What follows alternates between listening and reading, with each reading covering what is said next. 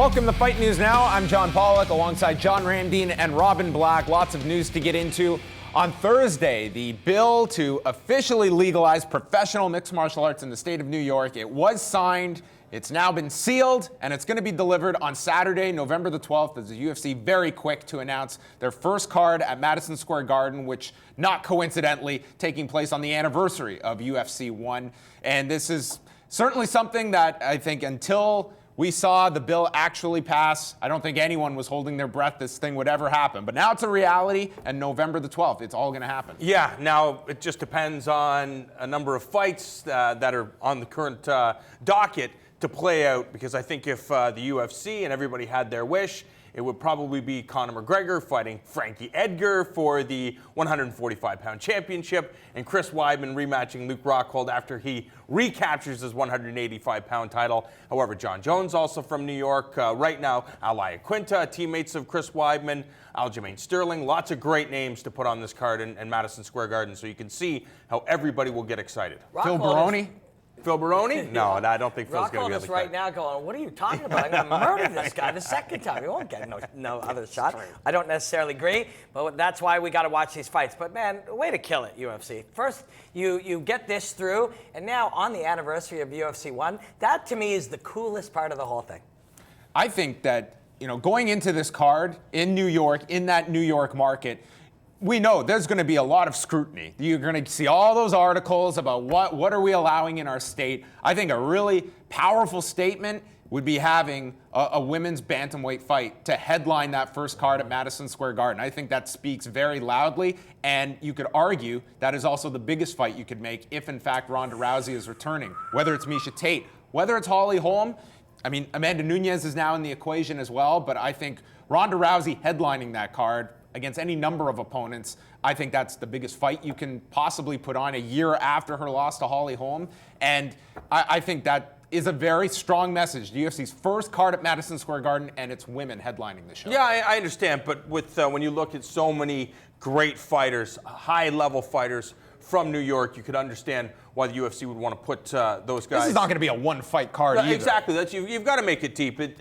When we talk about it, you get the feeling of the first time in Ontario when they had that massive card at the Skydome, George St. Pierre and Jake Shields, and then Mark Hominick and Jose Aldo. There were so many massive names on the card. It has the same feel of UFC 100, UFC 200. You know they're going to go big for this show. So you load it with some of the biggest names. And yeah, sure, if Ronda's ready to come back, you can understand why she would be a part of the card, especially if you can put Chris Weidman, because they've been on a couple of cards together. I think it'll be Ronda now that you mention it, because think about it, there's always a lot of moving parts. Everybody wants to be on this card. That's not always the case. It is for 200, and it is for this one. Everybody wants to be on it. It's far enough away. Ronda's your biggest star. She says she'll come back, but she needs time. Hey, Ronda, you want to headline Madison Square Garden's UFC, whatever number it is, on the anniversary of UFC 1? Of course she'll say yes. That's how you get her to commit to a fight. What do you want? I want the champion? Great, you can have the champion. Or I want Holly in a rematch? Go for take the champion.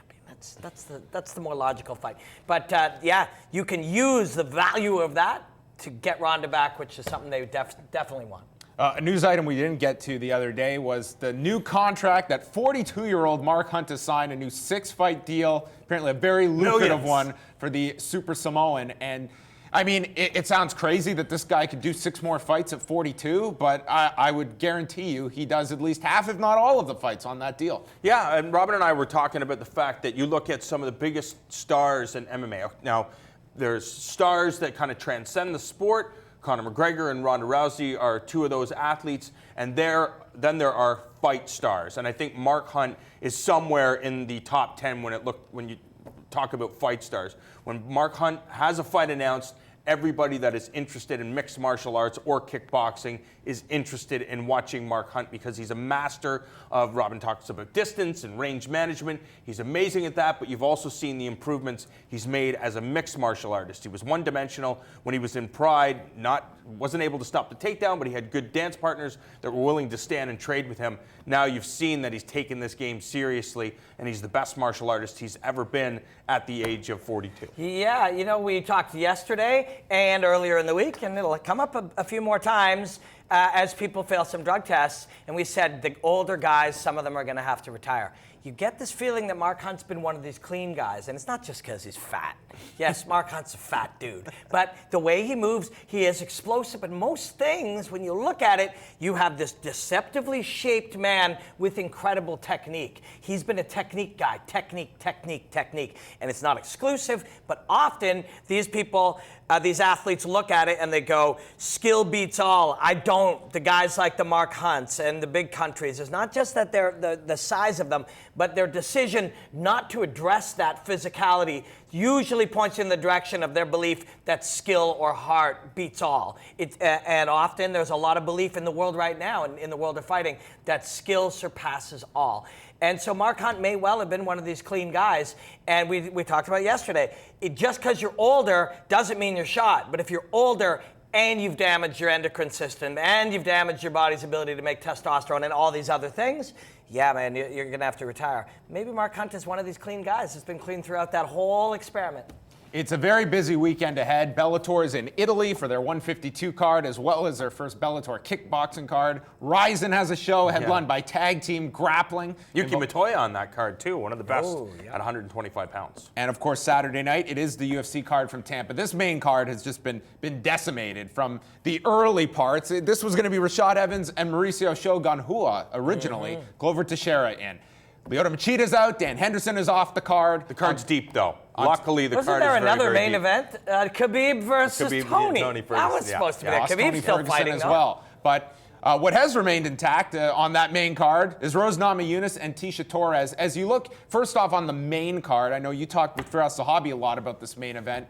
What is the key to victory here for Rashad Evans? And do you anticipate that this being moved to a 5-round fight at the last minute it is going to play an impact on either or both of these fighters? Because that's a tough spot to be in. 10 days out and you're told you're going 5 now instead of 3. Yeah, but both guys were told that, and both guys have been in 5-round fights before. Rashad knows he didn't have a great performance against Ryan Bader. And again, if you look at history, Glover Teixeira had a good performance against Ryan Bader, but that was a long time ago. We know Bader has improved. I think Rashad doesn't. I know a lot of people think that it comes down to wrestling, but Teixeira knows how to stop wrestling. We saw in that fight with Ryan Bader, he managed to take Ryan Bader down to the ground. Couldn't really hold him there, but I think when it comes to Rashad Evans, it's got to be about mobility. He's got to pick his shots because Glover Teixeira can take a lot of punishment, and he's going to continue to move forward. Excellent submission game. He's one of the most underrated fighters, I believe, at 205 pounds. You know, we love Rashad Evans here at Fight Network. He's a very good friend of Fight Network, and we're fans of his work. But when you say he didn't have a good performance it's really been since John Jones. I think he may have choked out my buddy Chael there quickly, but other than that, or beat him up on the ground. He finished him in the first round, as I recall anyways. But other than that, there hasn't been a really great Rashad performance for a while. For us, and you can find that breakdown on our Fight Network YouTube page or fightnetwork.com. I got together with us and we talked about it. And he really felt Rashad going back and being aggressive with his wrestling, making the other man work, making him defend, chaining it together, accessing his back, all these things.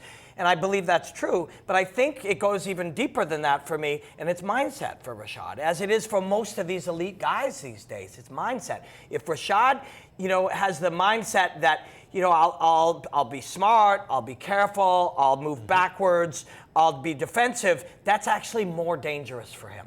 It seems counterintuitive, but it'll be less dangerous to get aggressive with Glover Teixeira. You want Glover Teixeira backing up. You want Glover Teixeira protecting and stopping and working his defensive systems. That's hard to do. That's a mindset. That mindset's even harder to do for 25 minutes. Unless you look at it and believe through your conditioning and your experience that he'll get more tired than you. Then that mindset isn't tougher. That mindset pays off as you go further. He becomes less dangerous. So I believe Rashad has to go in there old Rashad, aggressive, overhand rights, uppercuts, sweet boxing with lots of wrestling. See, that's why I feel in these situations where there's a late injury, it's out of these fighters' control, I don't understand the decision to, you're now going 5 rounds. I just think that it takes so much out of it. You outlined Rashad Evans. If his path to victory here is a more aggressive start and having that mindset, a hard 15, and now it's, well, maybe I got to preserve stuff because I want to be the fresher of the two for those final 10 minutes. It completely can mess with your game plan, and there's no way to properly prepare for 25 minutes in less than 2 weeks. We've talked to a lot of coaches and trainers that are just not fans of 25 minutes for fights that are not championship fights. I understand it's the main event, but a lot of the coaches and fighters say you just don't get the best performance out of the athlete because you're forcing them to or fight you don't make it to the fight Exactly. because of the training that you're upping. I mean, Cain Velasquez would be the obvious one of a guy who's only been preparing for 5-round fights, and look what he's put his body through. Guys, the fight to watch, Cub Swanson's return. Yes, he's facing a very, very tough, dangerous guy with brilliant jiu-jitsu, but Cub Swanson's mind is where it needs to be. When he's creative and innovative and daring, he's at his best. It's going to be fun to see him back. There are a lot of interesting fights on this. I mean, in there as well, Michael Chiesa and Beneil Dariush. Very good. That's an outstanding fight. I'm looking forward to the rematch with Rose Namajunas and Tisha Torres. You go and watch that first fight. Dodson's on this card as well. Yes, Dodson's Dodson's fighting Manny Gaburian. Yeah. That's going to be an interesting fight as well. But in Rose Namajunas, I mean, that first fight and where she is now, I think it's night and day. Yep. I mean, this is a fighter that has improved so greatly. You saw that against Paige Van Zandt. And Tisha Torres is just quietly a very consistent fighter. I mean, not always the most entertaining style, but in some ways, I mean, she has her meat and potatoes, and it's very effective at that weight class. Yeah, but when we were in Vegas, we were talking to Rose, and her confidence level seems to be on a different planet. She just really believes in herself. She says it comes down being able to surround herself with good people. You know, she has a partner who understands the fight game, understands the sacrifices that you need to make. She is all in. She says she's had to work for everything her entire life, and she says she's just really starting to hit her stride right now. So expect even a better performance than the one we saw in Vegas. Confidence is a plastic thing, though. It is a malleable thing. You have to work to have it there. But with her skills, the way she moves her body, the way that the four corners of the core are independent of each other, she moves incredibly well. So when the mind is there, man, well, she's fun to watch. We will be discussing this card much more in depth Saturday night. Tune in at 7 p.m. Eastern Time for our preview show, going through all of the key fights going down this Saturday night from Tampa, Florida.